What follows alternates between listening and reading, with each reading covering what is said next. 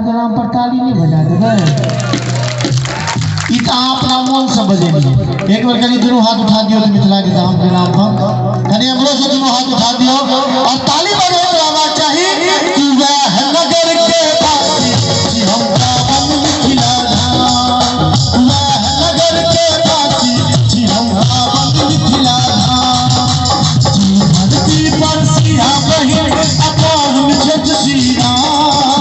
जय धरती पर सिया बहिन अपावन जग सीना वह नगर के वासी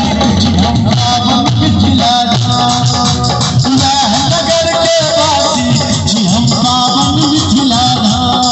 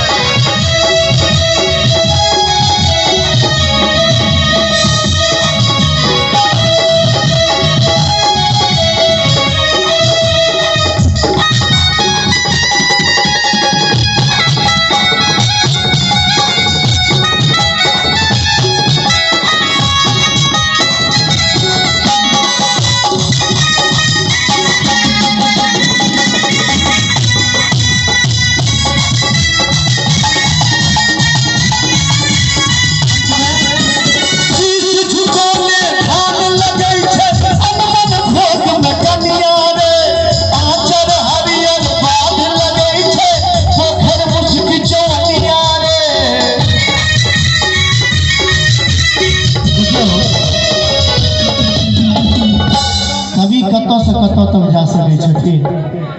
किसी सुझको ने ठान लगै छै अनमन भोग में कनिया रे आचर हरियर बाध लगै छै जवनिया रे नेहक आदि बोझ सभरल छे सभक खरिहा